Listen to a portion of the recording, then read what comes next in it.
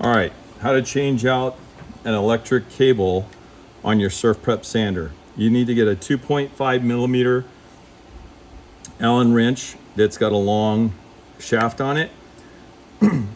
Drop it down in the back of this black cap on the top here. And you're gonna spin out 2 screws. Here's one of them. One of the things I do on all my repairs is I generally use like a white terry cloth towel.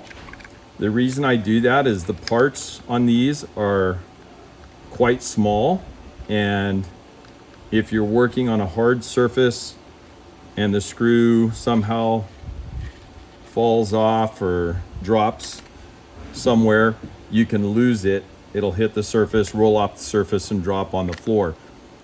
After we remove those 2 screws here on the top, we're going to go remove this bolt. The nut just fell off.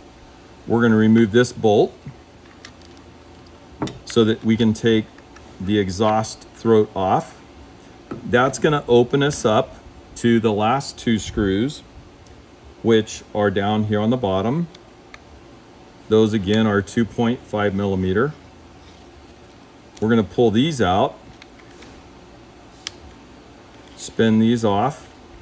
This tool's been taken apart before, that's why it's a little easier, and why these are coming off pretty quickly. Now this cap is completely free. We're going to pull the cap off, flip the tool over, and you're going to see the connectors here. So you've got to remember this and take a picture of it if for some reason you don't remember it. On the left side is your hot lead, which is black. Your common is your white, and it's right next to the ground, which is the green right here. So what you're going to want to do is rock these connectors off.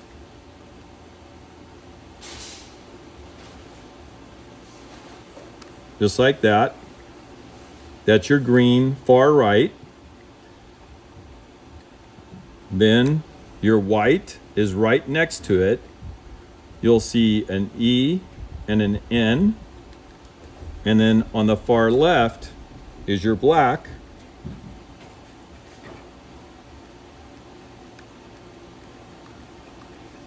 Sometimes these are, they're pretty snug.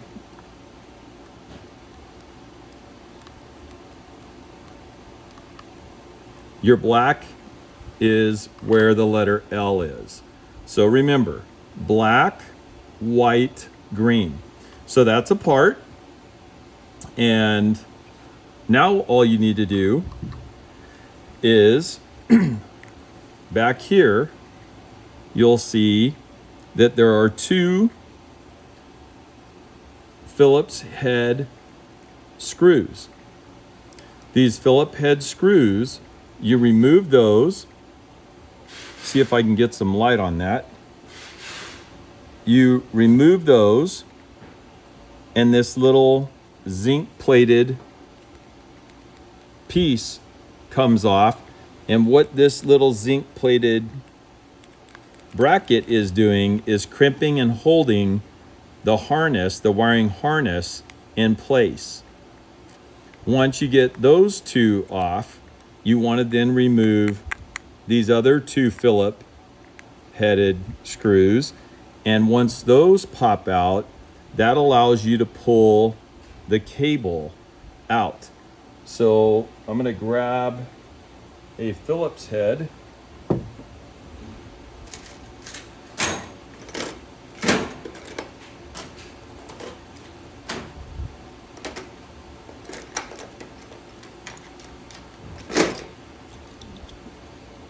Whoops, wrong. Screwdriver.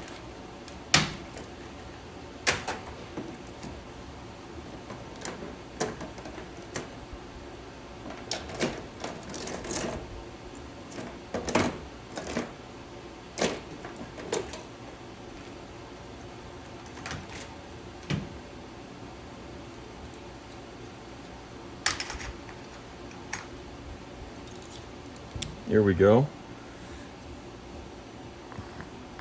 I'm going to go in here, remove these 2 screws.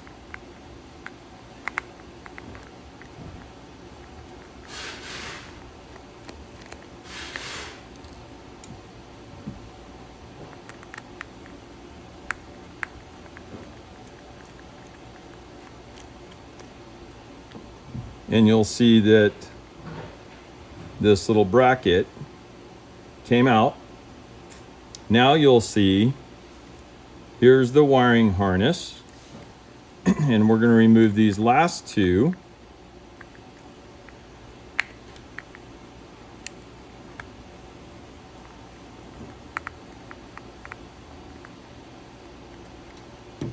They're about the same size. These are button heads that are in the plastic portion. These are flat heads with a bevel on them that go through that zinc plate.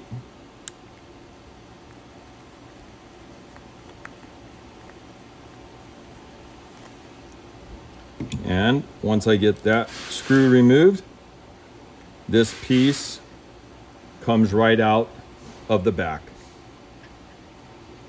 And then what you want to do is you want to feed, you need to take each of these boots, these little boots off here. You want to completely remove them from the harness. Or actually what you can do with your cord, since you're replacing it, is cut these off. So once you cut this off, you pull this cord through. Then you take your brand new cord, which is this here, and you run each of these 3 cables one at a time in through this hole, and you want to put each of these boots here after you run this through the hole back on each of the 3 wires. Once you do that, that's through there. You're going to seat this big boot up against the back here. And you're going to do the reverse of everything we just did. You're going to start with these button head screws. And we want to get the bracket. Here's the bracket. There's really only one way this can go back on.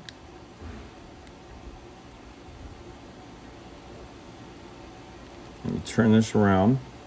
You want to get this bracket on the rear to push the cable back into place. You want to seat this in here, put the bracket in, hold it in place, and then do the reverse. Start not with the pan head screws, but these button head screws. You want to screw that back into the outer hole on each side.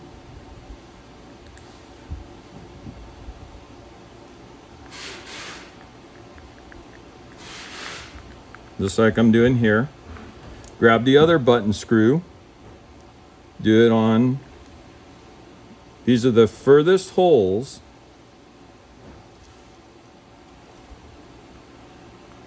to the outer side. And what I do is I kind of jump from one side to the other. Then I go back and I snug it down in place. Then you want to take, your cord's gonna float. You want to have that sheath on the cord right there. You want to have that sheath on the cord down in place, and then you want to then take those beveled screws, and these beveled screws, they countersink, or they drop down into that bracket so it's flush. And you want to cinch this down in place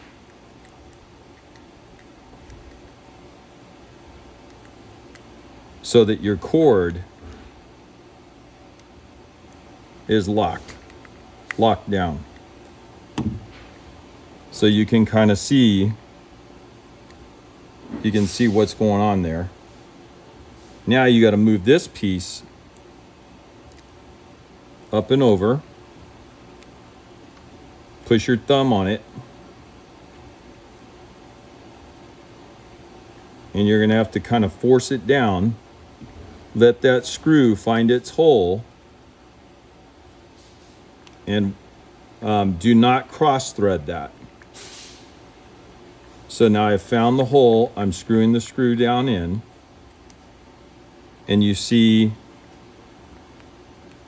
how I've got the black sheath getting compressed. And I go side to side here once again. And I do this. You want to do it snug.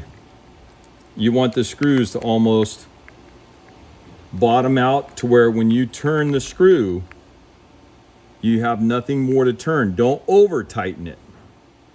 Now the reason I'm saying this is a lot of people, they jerk the sander across the table, or they'll grab the cord to jerk it across the table, and you want that harness to be bound in there nice and tight. Do it one more time. Yep. Okay, now you have the tool upside down. If you remember what I said earlier, black is first, far left. Remember, you got to put these silicone boots on your leads after you run that through the hole. You have them on here. Black is first. White is next.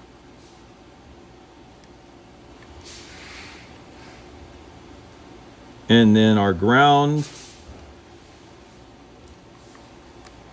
is last. Be very careful when you push these on here that you don't bend these tabs. They're strong, but they're soldered on the other side of the control board. You don't want to compromise that. You don't want to weaken them. You don't want to bend those tabs. Once you have that on there, you're going to push this back in here, just like this. So your hole alignment's in place. Try to work those cords in there so you're not binding anything. Looks like here.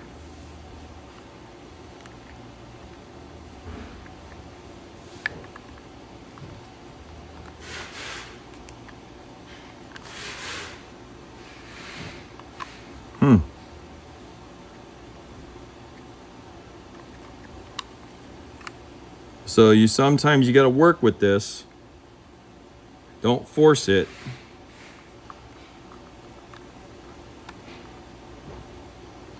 There we go. It is a tight fit, which it's designed to be.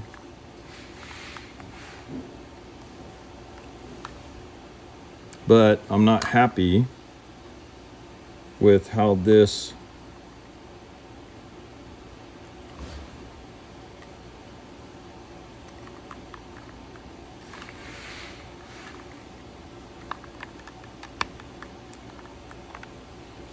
is going back in here.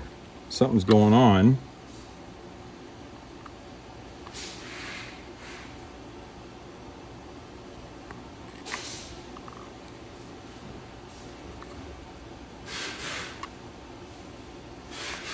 I'm going to push these wires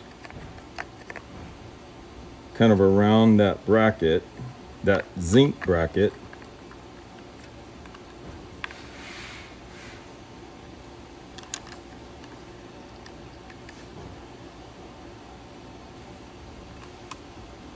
Get a 2.5 millimeter screw.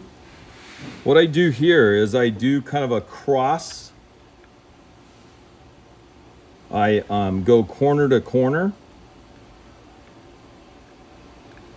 meaning I'll do the underside first. Screw this down in there. Get it snug, then I'll go to the top right.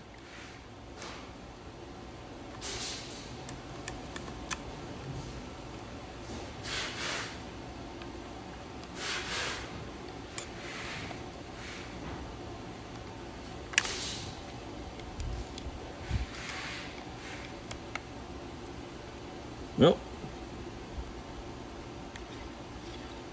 I'm going to take this out again because for some reason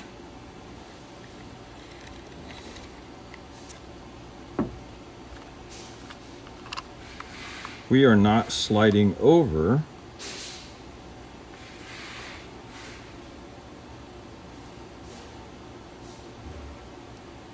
I figured it out. So I just realized this is good so that you see this. I just realized this has to be bent over onto this side. I'm not getting clearance, so I'm going to remove these. That's the first time I've done this. Every other tool I've done it the right way. So even somebody in tool repair, and the guys I have here, I'm going to have to make a note of that so that they understand that we want this bracket in this position. We don't want these wires coming up on this side. We want them going down, so you see the bigger pocket area here.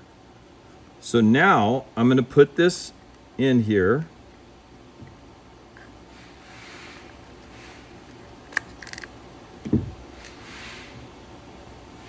I'm going to set this guy down. Get this in here.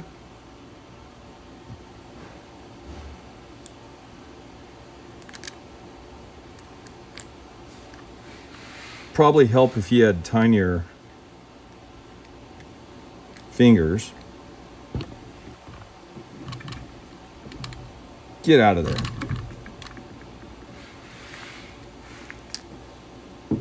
Those of you watching this video, you've probably already got your whole, sorry for the camera bouncing. That's my head hitting it. You probably already have it put back together. Pull this cord out of here a little bit. Actually,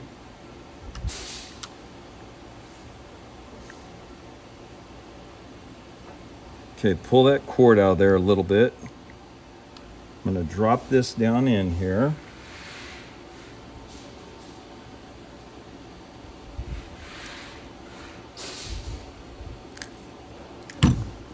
You know what we're going to do? We're going to take these cables back off because it'll be a lot easier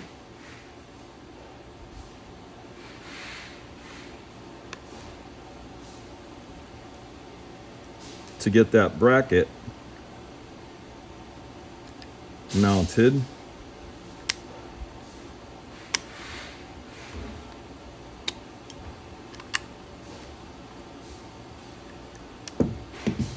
Now, we're going to mount this bracket. It's easier to hold the harness.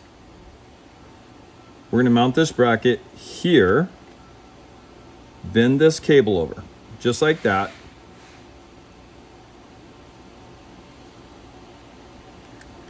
I'm going to get this guy started here.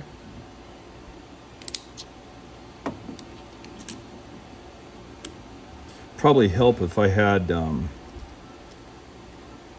some Rush or Van Halen playing in the background. Check that out. I got that in there. Screwing this down in here.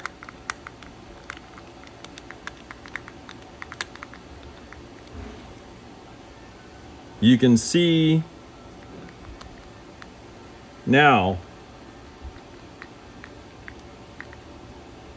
snug and alternate side to side when you do this to get equal pressure. Okay, you can see now I've got all this room here for the little wires, where before I had it coming down this direction. Don't want to do that. This video is even better.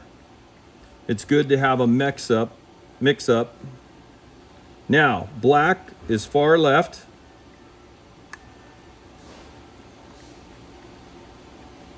White. Then our ground green is on the far right.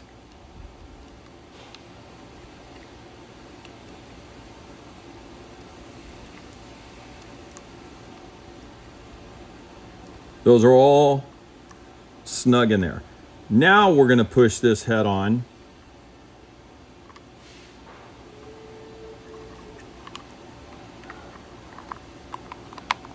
It slides right in. That's exactly what the problem was. All right, so that slides right on. You got to be kidding me. Get in the hole, man. These 2.5 millimeter barrel head screws, they're all the same length. So it doesn't matter where you put them. If you noticed, I did the bottom right, now I'm doing the top left. And I snug them up.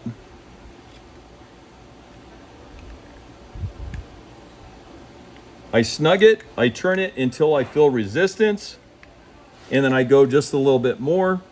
Then I'm going to drop the bottom left in. I'm going to put the top right in, and you can tighten these. It doesn't matter. You don't have to alternate. Snug, bottom left.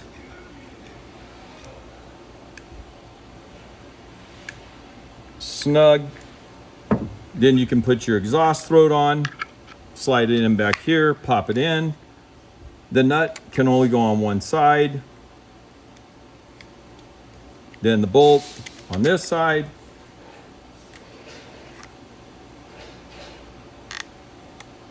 Screw that in. You have just replaced your electric cord. One of the things you're going to need to do is recalibrate the tool. And what you do is you have the tool in your hand, you push the minus button, you plug it into an outlet, you hold the minus button and wait for it to beep a couple of times. After the couple of beeps goes off, let the minus button go, hit the throttle lever. It'll do another series of beeps. Then after it's done that, you let the throttle lever off, you turn the tool on. From red to green, you turn it on and you're running. That's it.